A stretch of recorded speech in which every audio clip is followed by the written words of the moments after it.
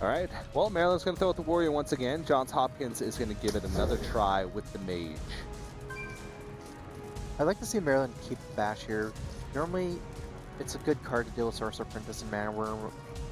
Usually, if you do have something like a Fire War Axe or Death Bite, that's preferable, but if you don't, cards like Bash is almost a supplemental thing where you can keep it in case that you don't have one of your better answers, and it still does the job. Bash does the job. Yeah. I wonder if you can actually make the call to keep both Bash and Shield Slam together, because against an opening like Mana Worm or Sorcerer Apprentice, if you combo Bash and Shield Slam together, you can remove both at the same turn. For a pretty low amount of mana as well, 4 mana. Would like to see dropping with Cruel Taskmaster, and definitely the Execute at least. Cruel Taskmaster is really good against most decks with 1 health minions. Mage is generally not a class that runs 1 health minions early. Clockwork Gnome is about the only one that you can expect sometimes from Tempo Mage, if, usually in a faster variation of Tempo Mage. Yeah. It's hard to make the call though, because yeah. it's not in every deck. Armor Smith, really nice pickup. Yeah, and actually, one of the only scenarios, unless you're playing against an aggro deck, where you can use a coin for an Armor Smith is when you have a Fire Works, but they just decide to forego that. Yeah, we're really getting a read actually over the last 3 games of Maryland's playstyle. They generally like to play for value a lot over tempo. Like the stronger tempo play here, especially with a lot of 2-drops here, is to just go ahead and coin with the Armor Smith, right? Because then you get some lead on the board, and you can still play Fire Rocks next turn reactively against most of the minions. They're playing almost all these games. I know they're playing control decks, but one of the things about control decks is that you can play very fluid, I guess. Something where you can play faster against faster decks and slower against slower decks. So. Yeah. Their Armor Smith does line up into the Mirror Entity quite well. So if they were expecting Mad Scientist to be in the opening hand, might have been a good choice in the long run. They do run Slam though. Really interesting to see both those cards. So it is a Slam Bash list, but also with Cruel Taskmaster. Definitely interesting to see what cards Maryland cut. Acolyte of Pain. They had one. Yeah, okay. saw one so at the very end. So it could be like one Acolyte of Pain. They did run one Lotheb as well, so there's actually a lot of... And 2 Sludge Belchers. Yeah. Maybe no Baron Ged. It's possible. Yeah. It's really interesting. Really interesting list. Feels like it has like 33 cards in it. Maybe they're rotating cards out throughout the game. Whoa, that's crazy. Maybe they put in a Slam. Yeah. Oh, that's actually really smart. Yeah. Just throw your opponent off slightly by like adding 1 card that just also a random just tuning card. For the matchups, right? Because John Hopkins still has what, Mage and Warrior? Mage and Warrior. Yeah. Slam is pretty good against Mage. Not that great against Warrior though. Depends what kind of Warrior. Yeah. It's very good against Patron, actually. It's good against Patron, but against Control, a lot of times you don't really find a place for the 2 damage. And since Control Warrior versus Control Warrior now goes to Fatigue a lot of times, you really don't want to have extra cycle in your deck. Yeah. Sometimes you just want to end up the game with more cards in your library than your opponent, so you don't start fatiguing earlier. So yeah, definitely a card that costs you some of them here. Also, the greedy you are a lot of times in Control Warrior versus Control Warrior nowadays, the more you're rewarded. Sorcerer's Apprentice, Mad Scientist, Fire or Frostbolt. Definitely a nice turn. Wonder if it's Frostbolt face. Yep. Yeah, I like it. You need to protect your Sorcerer Apprentice and Mana Worm. Two of the most important minions of your deck. Third one being Flamewinker. So anytime you have a chance of protecting it, you should. This is where cards like Bash, Shield Slam, Slam really help a lot, because normally the old classic Control where once the weapon's frozen, not a lot of ways to kill minions. Now we see so many options for Maryland. In fact, Maryland can easily clear the 2 high threat minions here. Yeah, with Slam and Cruel Taskmaster. A lot of choices, yeah. Slam, Cruel Taskmaster would be a great way to do this. It's also Shield Slam and Bash, which would be probably a worse way than this. So. Yeah.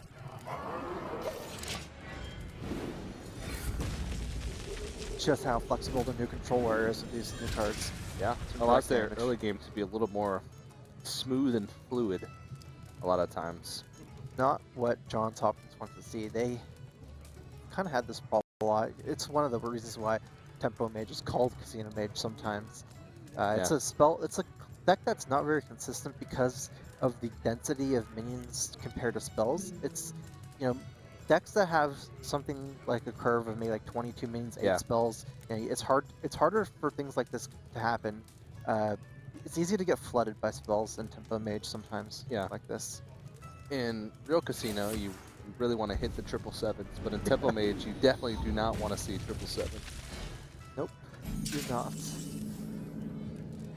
They just go ahead and ping, pass. That's rough. That's a big tell to Maryland. They probably can guess Yeah, that burn either spells, a lot of spells and or big heavy minions, creatures. Yeah. Pretty much it's easy to put your opponent on that now. And now the option is basically just between Lotheb and Sludge Belcher. Lotheb allows them to, hold on to tempo, but now that they know that there's going to be a lot of burn spells on the hand, they can build up the board and then play Lotheb in order to protect it if they want. I prefer to see Maryland not make that trade there, even if the Fireworks wants to attack in. You can just not trade the Cruel Taskmaster and leave a 1/1 Armor Smith up, because getting your Cruel Taskmaster's 2/1 is very weak to a ping here, so you're basically opening yourself up to a ping. Whereas if you just left up the Belcher with the 1/1, it's not like the Armor Smith is threatening the Belcher whatsoever, so. Wow. Johns Hopkins doesn't even decide to use the Fireball, so they're setting up for the Flame Strike, I think. Yeah, but they're going to get punished by Lotheb. Yeah, punished by Lotheb into deaths by Alexstrasza. Might not be able to recover tempo-wise on board. We'll see. You can play Dr. Boom next turn, too, which Dr. Boom can definitely do some work. I feel like Maryland's thinking of just going for the Death Bite here. They might want to armor up in preparation for a big threat. So next turn they can It's a pretty technical turn here, actually, because you have to put your opponent on Dr. Boom at this point, since there's so many missed They didn't attack. So I think the Dr. Boom with this move is just to set up for getting enough armor for Shield Slam. Yeah. I'm not sure if that was completely necessary, but we'll definitely have to see. Yeah. Maryland tends to play very reactively. They don't like to develop their own threats on the board. They like to sort of sit back and let their opponents dictate the pace of the game. And it can be a viable strategy for Control Warrior. I mean, it is one of the slowest control decks in the game. So a lot of it is playing reactively, but sometimes you can, especially in this situation where your opponent's just sort of waiting around with burn spells and big threats to put on pressure. They don't like pressure. Nope, they have enough pressure going to class. Yeah, we don't want to bring our pressure into Hearthstone as well. Just want to play Hearthstone to chill. Yeah. It's a good game for chilling. Yes, it is. It can also be an infuriating game, too. It depends how you view it, right? Yeah. It's only infuriating if you let yourself be infuriated by it. Wise words. Words to live by. Words to live by. Well, A lot there's of 2 spells here. Archmage. Yeah. So if they wait 2 more turns, they could Archmage, Arcane Missile, Frostbolt, get 4 Fireballs, which is 24 damage in Fireballs. They can count the damage and just go face with all the spells and hope their opponent doesn't do anything. Or they could get Emperor and then For the everything, remainder. hopefully. Yeah. I don't know if the Johns Hopkins actually has Emperor in the deck. Normally not in Mage right now, but Oh, Emperor Thorson. yeah. Most likely not. Also, they have like Nexus Champion Sarad. And then they can get like a Pyroblast. This coin was saved over from last turn. Last turn they did have a chance of playing Lotheb after, but Yeah. decided to save the coin for Alexstrasza. Nice play here, getting out the big dragon, 8/8, against a deck with no big game winner. So always feels good to be in that situation. Yeah. Well, Johns Hopkins has a few options here. They can decide to go for Archmage Antimatus and a Frostbolt on the Alexstrasza to try and protect it, block that damage. But they're very vulnerable to something like an Execute. Or they could just, deal with the Alexstrasza straight up. go for the Fireball Frostbolt on it, but not developing anything on this turn. Yeah, you definitely need to develop something as Johns Hopkins, right? You can't just let Controller throw out threat after threat after threat. Controller's a deck that has this high mana curve and a lot of bombs. You can probably get a read that there's no Ysera, since it's unlikely that they would play Alex Draws over Ysera on turn 9 on an empty board, but there's tons of other threats, so I feel like they do need to develop some kind of threat, whether it's Archmage or whether it's Azure Drake. Yeah. It looks like Archmage is going to be the play. 3 Fireballs in hand. Yeah, there's not actually enough armor, I believe, to deal with the Archmage. There's a double Shield Slam option, and there's a lot of options. You can attack Archmage and Shield Slam. You can actually just go YOLO and play Lotheb. Go YOLO! Oh, man. Although, I think you'd probably still kill Archmage even if you played Lotheb. Yeah. It's still a 5/7 that deals damage. So. Yeah. Not easy to remove. I would actually kind of like to see just double Shield Slam here and Lotheb. Lotheb, when you have an 8/5 to protect, you can easily threaten lethal with 13 power on board next turn combined with the 17 from the weapon. So a move like Armor Up, double Shield Slam, Lotheb just almost guarantees lethal next turn because you're locking out all the spells and you have lethal on board. So.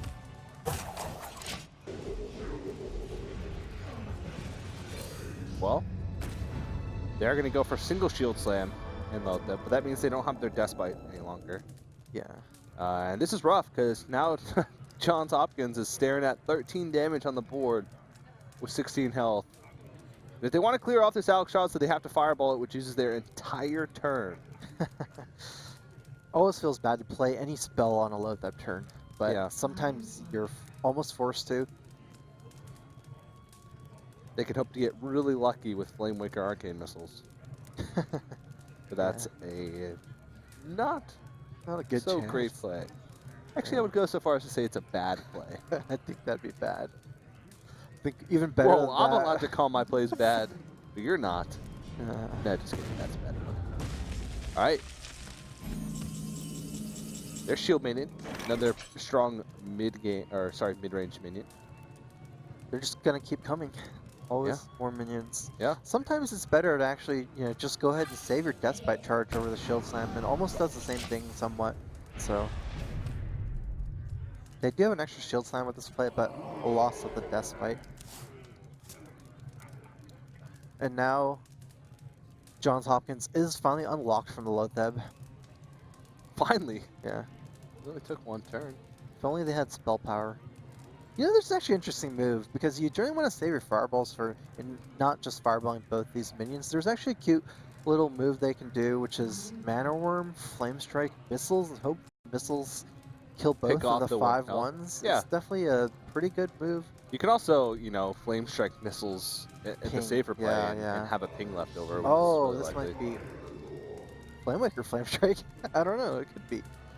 Yeah, that could be possible as well, but that's even riskier because you only get 2 shots. What if both shots go face? You lose to like 1 point of damage. Okay. Okay. Well, this is sort of, I guess, a middle ground. I mean, I guess they could go for Arcane Missiles as well to try and pick off the Shield Maiden. They have 5 missiles, and this thing has 4 health. And it's not going to do it. Whoa! That is game. lethal. Wow. Yeah, Grom, Shield Slam, Activator. Yeah, and Johns Hopkins, they know. They were already getting up. And that was a pretty grueling game from both sides. Maryland seemed like they had control of it from the beginning, but just couldn't find the pressure there until the very end. And University of Maryland is going to take a 2-1 lead in the series.